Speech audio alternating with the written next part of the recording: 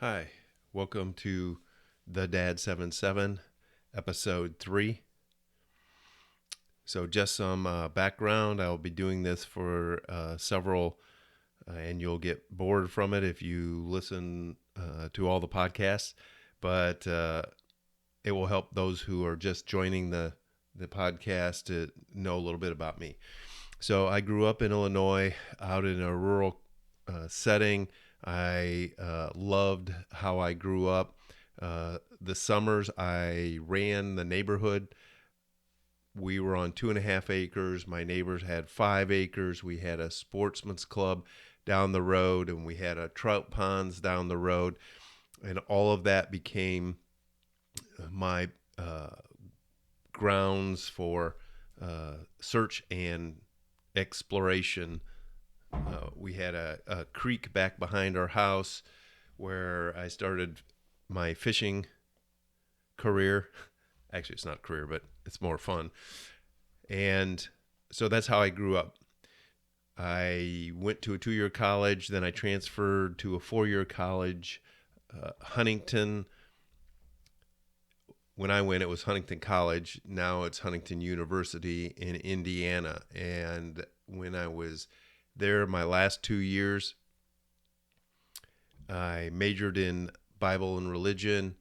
I worked in campus life, which works in high schools with teenage kids, which it was a lot of fun. We went on a lot of trips. I got to go to Florida, got to go backpacking in the mountains. I went mountain climbing in Wyoming. Couldn't even think where it was at. Wyoming, where we climbed the Grand Teton, and in a 2-day stretch, I climbed the Grand Teton twice, 13,782 feet ish. So I did that while in high school or while in college, and right after college for 2 years. Then I had a job that just helped people out for a little while. Then I moved to Ohio and became a paramedic. Worked as a paramedic total about 38 years. Some of that as private ambulance company, and then 25 years I worked on a fire department, became a fireman and paramedic, and retired from the fire department. Not quite halfway through my fire department career, I went back to school. I became a physician assistant, and so I worked both as a fireman and as a ER physician assistant. Did that for 21 years. Presently, I am still doing that in the urgent care setting, but have since moved to North Carolina. As you can see the map behind me, Lake Norman. It's just a little puddle, 34,000 acres, and that is become my playground now. So that's kind of the background. The reason for the podcast is, one, we're going to look at Bible study, and we're going to occasionally, we will, like we're doing now, we will look at words. We will dissect words, where they're used in different passages, how they're used. We'll go to the Greek or Hebrew, the original language that it was written in. We'll look at that. Whenever I read scripture, it will be out of the New American Standard. It's just my own preference. From time to time, we will use other translations, I guess you would call it, that put it in maybe a little bit even more modern understanding. But I use the New American Standard Bible because it is most closely translated from the Greek.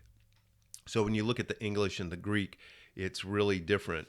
Like, you know how we talk in a word, in a sentence, it's all flows, it's real nice. Well, that's what the Greek does in uh, Greek, but um, when you translate that into English, then it becomes a broken sentence. They just don't mesh the same. So we will look at that. I use the Interlinear Bible, which has English on the sides and then either the Hebrew or the Greek words for that passage. It will be listed in three levels. The first level is the Greek or Hebrew. Then the underneath of it will be the English words, but above it, it has a reference number. And then you take that reference number and you go to the Strong's Concordance, the other reference that I'll be using. You go to the Strong Concordance, and that then will take you to that exact word, and it will give you the definition. It will tell you how to break it down. It'll tell you what it means. It'll tell you other scriptures, other passages where that word is used. So that's kind of the concept that we're doing here this first few sessions.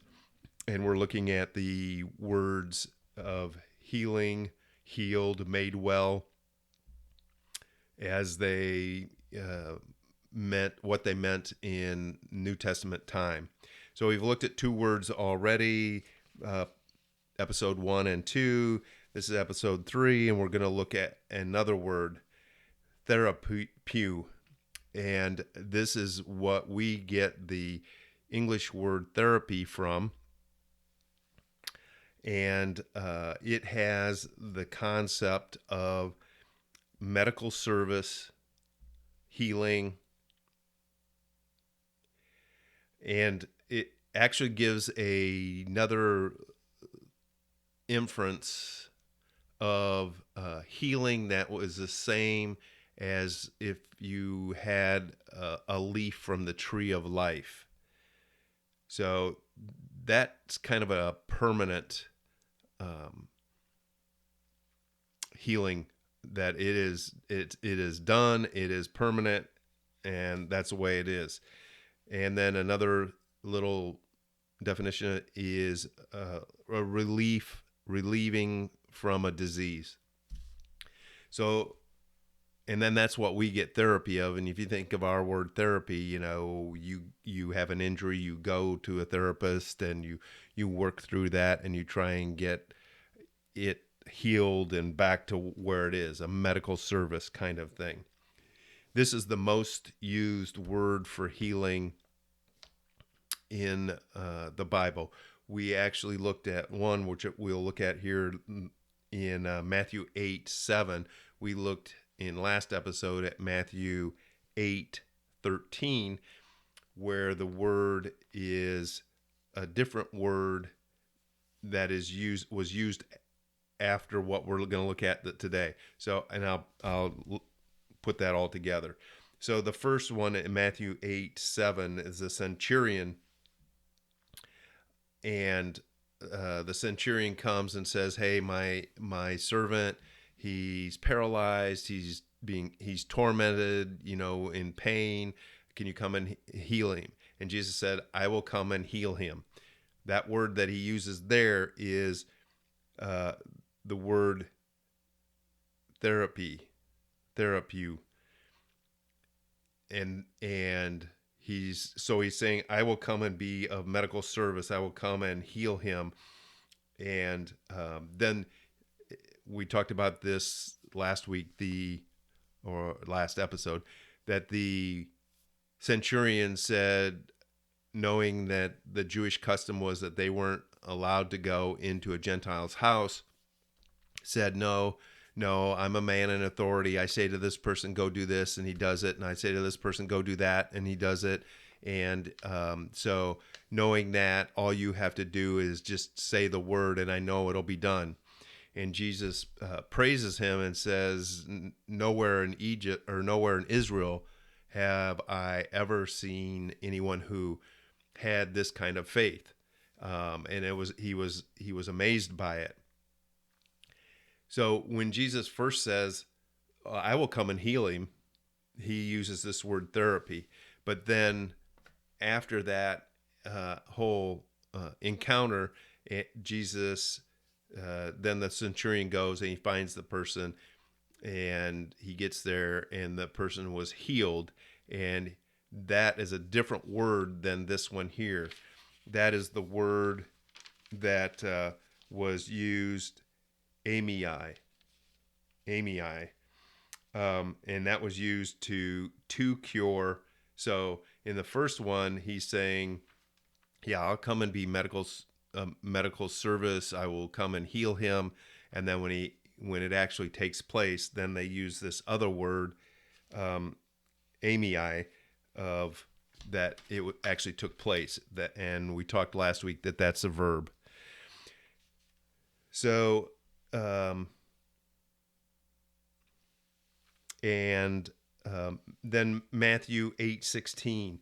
This is Jesus is going to Peter's house, and when he gets there, Peter's mother-in-law is ill, has a fever, and Jesus just walks up and takes her hand, and she's healed. But there's no word where she was healed. It was just he touched her, she got up, and she took care of him because her fever was gone. But then while he's there, then many find that he's there, and they come to Peter's house. They bring all their sick people there. They bring all the people who are demon possessed, and they come there, and he healed them all. And that word there is this word therapeuo.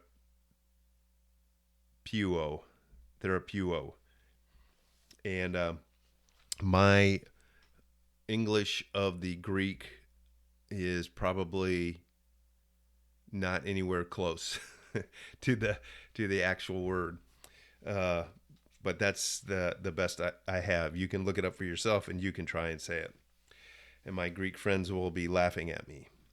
So then if you go to, there's several places where this word is used also. Matthew 14:14. There's a large crowd, and the large crowd's bringing their lame to him. They're blind, and it says he healed them all.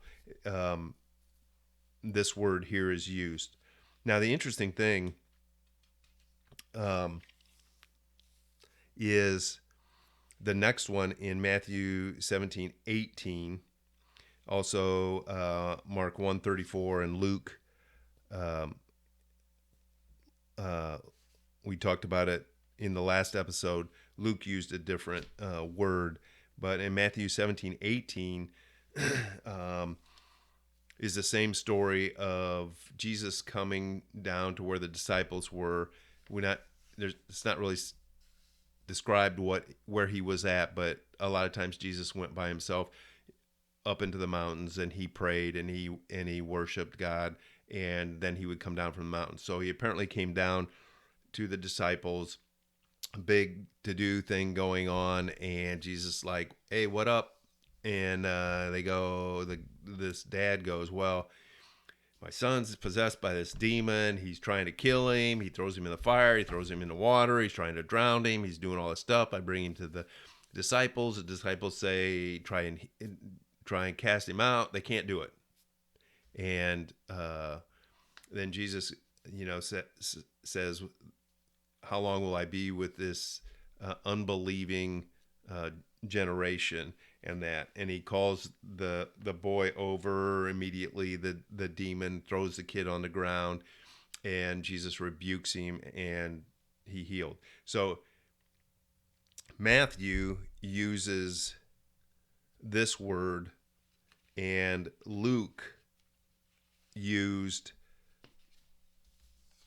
amii. So it's interesting that obviously they both know the Greek, and that uh, just their backgrounds, that they, same situation, same story, but they use two different words. So one is viewing it in one way and one is viewing it in other. And aren't we like that too? I mean, you see any kind of situation and some weird thing happens or whatever, and you start talking to people and say, hey, what happened? And this person says this, and then this person says a totally different story or a whole different meaning to what took place. And so it's kind of that same thing. It comes from their background.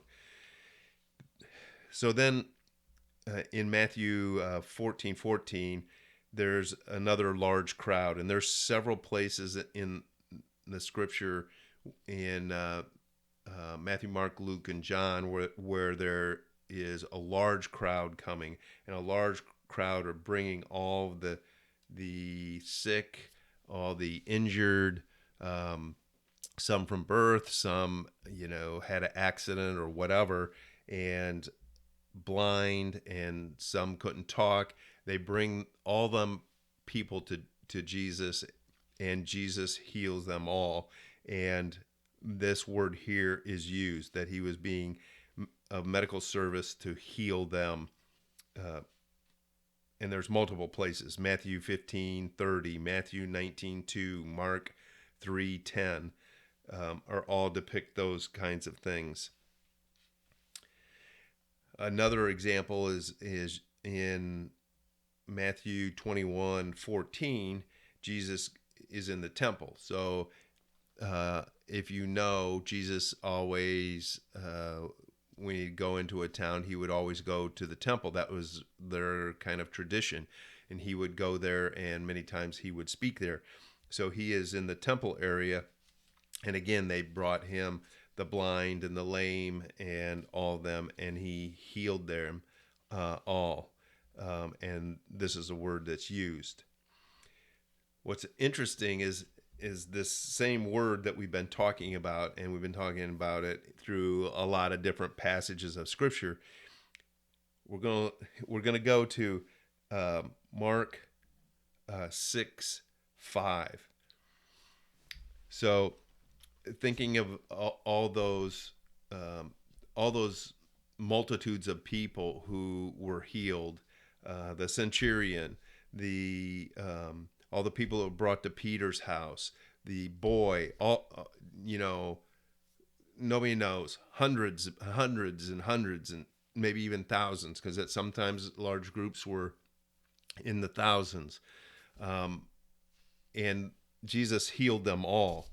So if you go to Mark 6:5, this is a story where Jesus goes back to his hometown. He goes back to Nazareth. And he's there, and he's preaching in the synagogue, and they're all looking at him and going, wow, that's amazing. The way he's talking, the way he's teaching about the scriptures is phenomenal. And then somebody goes, yeah, but wait a minute. Isn't this the carpenter's son? Don't we know him? Don't we? I mean, he's a carpenter's son. So, and Jesus basically says that because of their unbelief in their expectation of, it would be kind of like if you had the gift of healing and you went back to where you grew up. That's basically what the scenario. Well, those people all know you. They've been around you. They saw you when you got in trouble. They saw you when you were just running around crazy. They saw all that. And so all that's coming to their mind, and they're going, yeah, but isn't he the carpenter's son? I don't know about this. I don't know where he got his understanding, because he's a carpenter's son. And Jesus then makes the statement that's pretty well known. is that in your hometown, um, people don't have a belief or a faith in you. They can't get to that point where even seeing miracles, healings, etc., and stuff, they can't get to that point. They always go back to, yeah, but didn't they grow up here? Don't we know them? Don't we know their family? And so they looked at him and questioned what he was about. And Jesus was only able to heal a few of the sick people there by laying hands on them and healing them because of their unbelief. Because he's a carpenter's son, you know. I was a carpenter's son, by the way. Not the same one. I'm not that old. If you go to Luke 8:2, this is a story of Mary Magdalene who, plays several parts. She was demon possessed and had a horrendous reputation, and Jesus healed her and cast out the demon in her. And then you see Mary Magdalene later on with Jesus' mother, and she's seen several times throughout the Bible and that. But she was healed of a evil spirit, and this is the word that was used for that. So I told you that this was the most used word. So just a few other references: Luke 8:43, Luke 13:14, Luke 14:4, Acts 5:16, Acts 8:7, and Revelations 13 verse 3 and verse 12. So you can see that this word had the most use, and I don't know that you could say the biggest impact. It was more of a description that the person is being of medical service, and the healings taking place. So then, moving on from that, we can get to the next word. The next word, the root word is sozo, and this was to save or salvation. So we had a little bit of that in episode 1, where the word meant that you were being saved. You were being saved from dirty disease into a healed state. So this is similar to that. To save, salvation. Its primary word is sos, S-O-S. It means to save,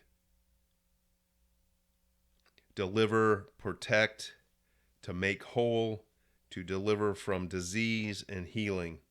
So if you look at Mark 6:56, which we alluded to up here earlier, the writer Mark says that all who touched his hem were healed. And the concept of this, that they were delivered, protected, healed, and that it's just another variant of the word.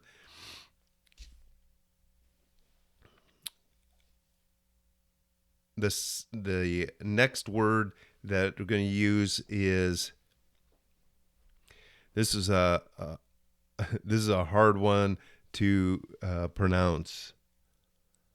Hoggy, hey, I know. Yeah, I'm not even close to that. But this word means to be of sound health, be well in body, to be sound and be whole, to be healthy. And we get the English word hygiene from it. So it was a word of that in your body that you would be made whole, you would be made well, and that you would be staying that your hygiene would be of healthy. And if you look at Luke 15:27, so this is a story of the prodigal son, probably one of the most famous stories, where the prodigal son says, hey, I want my inheritance now. I'm going to run around. I'm going to take off. I'm going to do my own thing. And when he comes back, there's a conflict between the dad and the son that stayed there. And the word that is used here is with a father saying, my son, he was lost, but now he is found. So it has a concept of safe and sound, as well as being healed. And Luke, when he's talking about the centurion in 7:10, Luke 7:10, he uses this that good health instead of being healed. And then in 1 Timothy 1:10, to mean sound doctrine. So it is talking there about being of sound doctrine, and that having to do kind of with health. If you're sound of doctrine, that you're going to be healed. The last word that we're going to look at, which will end this episodes of healing, and then we will move on to something else, is katharizo. And this is to be another word with a slight emphasis of to cleanse from physical stain or dirt. And Matthew 23,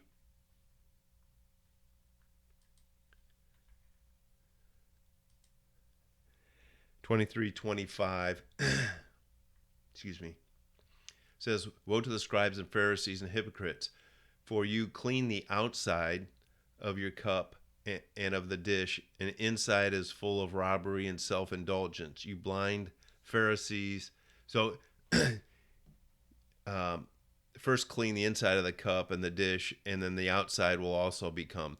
And that's a metaphor. He's talking about themselves, that outside they look like this, but inside they're dead, they're dying, they're evil. And so the concept here is for you clean the outside, and that's the word that's used here. So you clean from it, so you clean the outside, but your inside's dirty, and you need to really clean the inside and not the outside. In Matthew 8:2, it's used in a moral sense. And so Jesus came down from the mountain. There was a large crowd following him. A man with leprosy came up to him and bowed before him and said, Lord, if you are willing, you can make me clean. This word is used there. If you are willing, you can make me clean. Katharizo, from the disease, and that. And then, obviously the story goes on. Jesus says, yeah, I'm willing. And then in 1 John 1:17 and Ephesians 5:6, it's used in the Levitical sense of consecrating yourself to God. So the last word, although a couple places it does deal with healing, it's more having to do with being cleansed morally, being cleansed spiritually, and getting the stains from your soul and your spirit clean than being physically healed from diseases. So that is the last word that is used in any great detail in the New Testament for the word healed. And so there are many other examples or many other scriptures that also will use the terms, but these are the terms that they use that we've discussed in episodes 1, 2, and 3. And I encourage you to do your own study. A friend and pastor of mine always said, "Don't believe a word I say. Go find out for yourself." And I think that's sound advice. Don't believe what I say. Go study it yourself. The books are not expensive, and I actually learned a lot of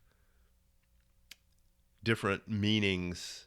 I never knew that word of healing actually was also talking about salvation, saving from, or the concept that the same healing and salvation are the same. It uses the same faith in it, and they're equivalent. If you have faith to be saved, you have faith to be healed. I think that's probably the most relevant thing about this study, is that when you look at it and you say, yeah, I believe in God, I'm a Christian, I'm saved, and you say, but I don't know about this healing thing. It's the same words. It's the same concepts, that if you have the faith to be saved, you have the faith to be made whole. So I hope you got something out of this. I'm not sure where we're going to go from here, but we will continue with different episodes and topics. And if you follow the channel and you have concepts that you're interested in, just go ahead and email them, and we'll take a look at them.